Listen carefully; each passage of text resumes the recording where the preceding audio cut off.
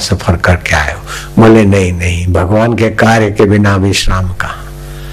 तो उद्देश्य भगवान के कार्य का है तो फिर सेवा में भी ईमानदारी होगी और साधन भी, और जिनको साधना में रुचि है वो सेवा भी ईमानदारी से करते, और जो ईमानदारी से सेवा करते उनका तो चिंतन साधनामय हो जाता है। इसलिए सेवा और साधना को अलग नहीं कर सकते आप। बायां पैर आप अलग निकाल के बाएं पैर से नहीं जा सकते, बायां निकाल के दाएं से नहीं जा सकते। जैसे दोनों पैर के से चल सकते हम ठीक से, ऐसे ही सेवा और साधना, जिसके जीवन में साधना है उसके जीवन में सेवा का सद्गुण आ ही जाता है। और जो सेवा तत्परता से करता है उसको साधना का रस सेवा से भी मिलेगा और साधना में भी मन लग जाएगा। चौथा, पांचवा प्रश्न है, आपकी प्रति श्रद्धा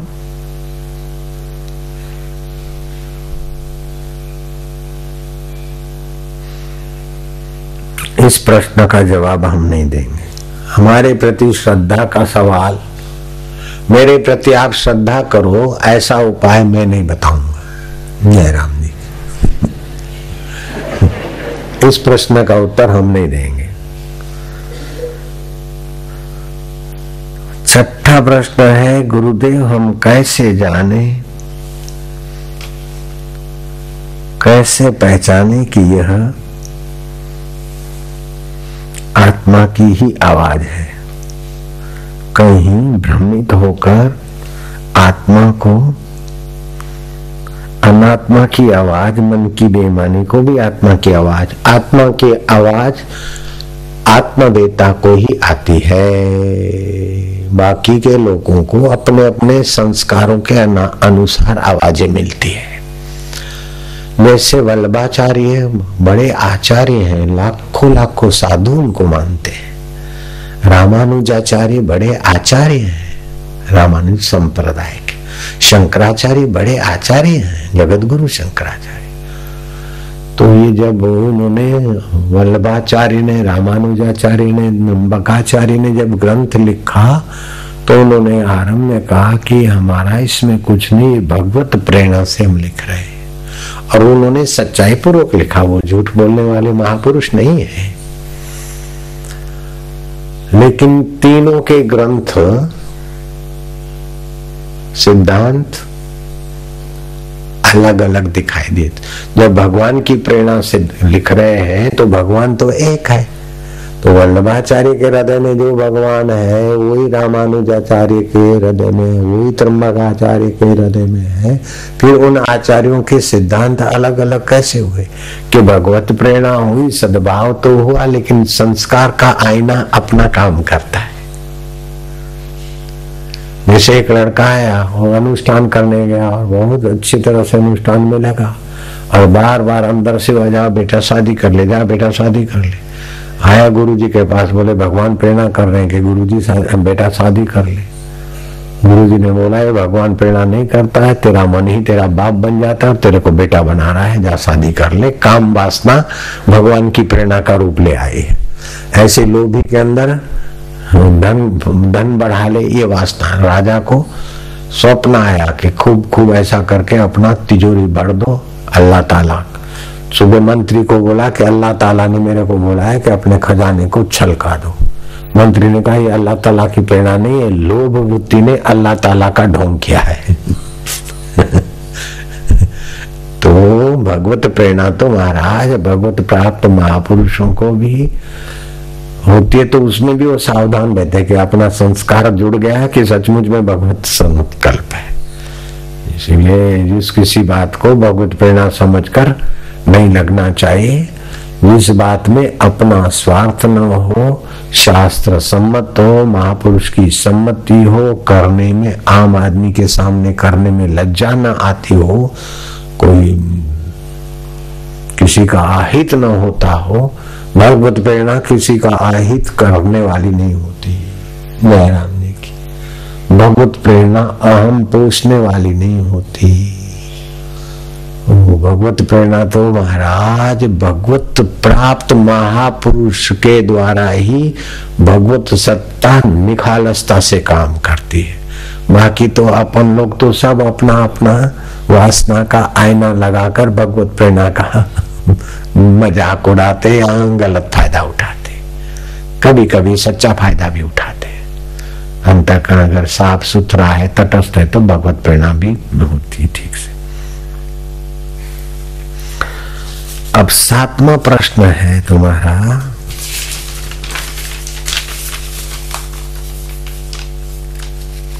बाल संस्कार में कुछ बच्चे तो काफी निर्भय होते हैं, किंतु कुछ बच्चे तो डर के कारण बोल ही नहीं पाते कि क्या करें।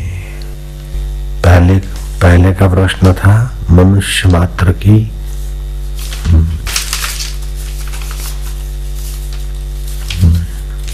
ये 11वां हो गया। ये 7वां प्रश्न है,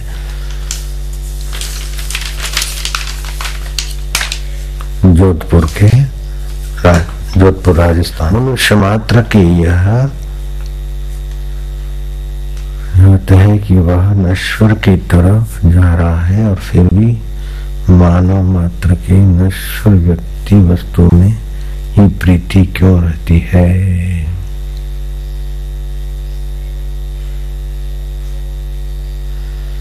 मनुष्य मात्र को ज्ञात है कि मनुष्य नश्वर के तरफ जा रहा है, फिर भी नाश की वस्तुओं में प्रीति क्यों रहती है। ये ज्ञात हुआ है ऊपर ऊपर से और आसक्ति है भीतर भीतर से। ये ज्ञात हुआ है, ठीक से ज्ञात नहीं हुआ है। ज्ञात हुआ है कि सांप काटता आदमी मर जाता है। अभी सांप आ जाए तो आप मेरे से पूछेंगे हम हटे कि नहीं हटे, पहले हट जाओगे, बाद में मेरे सामने देखोगे क्या हुआ। ये ज्ञात हुआ, अभी ज्ञात नहीं हुआ है। अभी ज्ञात नहीं हुआ है कि सब नश्वर है। ये ज्ञात करने के लिए ही सत्संग है, भगवान का जप है, शमशान में मुर्दे को देखना है, वैराग्यवानों का असंग करना है। ये ज्ञात करने के लिए, ये ज्ञात हो गया तो बस नश्वर ज्ञात हो गया तो नश्वर में मन टिकेगा नहीं, शाश्वत में आए बिना रहेगा नहीं। नश्वर में मन रुकेगा नहीं और शाश्वत में आए बिना मानेगा नहीं। ये भी ज्ञात नहीं हुआ, अभी बीच में है। जब ज्ञात वालों का संग करते तो लगता है कि ज्ञात हो गया है, लेकिन जो अंधाधुंधी में संसार में बहे जा रहे हैं उनका संग ज्यादा है तो उसमें फिर बहे जाते हैं। इसीलिए कुछ समय निकाल के 40 दिन का अथवा 6 महीने का अनुष्ठान किया जाता है, 13 महीने का, 12 महीने का, ताकि जो ज्ञात है वो पक्का हो जाए और जिससे जाना जाता है उस परमात्मा में स्थिति हो जाए, जागृति हो जाए। इसीलिए ये अनुष्ठान होते हैं। हमने भी 40 दिन का अनुष्ठान किया, 7 दिन फिर मौन मंदिर में बंद हो गए थे। फिर हमारे पिताजी को कंधा देकर शमशान में छोड़ने गए, अग्नि दिया, वो देखा, फिर पिता का शरीर जल रहा है तो मन को समझाया देखो। फिर कभी कभी हम शमशान में जाते, 10 साल के थे, 11 के, तो बोले अभी मरेंगे तो जलाएंगे तो नहीं, कहाँ ले जाएंगे, तो बोले जहाँ बच्चों को गाड़ते, तो जहाँ बच्चे गड़े रहते वहां जाते हम। और अपने को बोलते के ले, एक बार नहीं कई बार गए। केली को मील के पास में जो शमशान है अहमदाबाद में, वहां हमारे पिता को जलाया, फिर वो शमशान हमने देख लिया तो हम कभी कभी शमशान में जाते और अपने मन को बोलते ले इधर ही आना।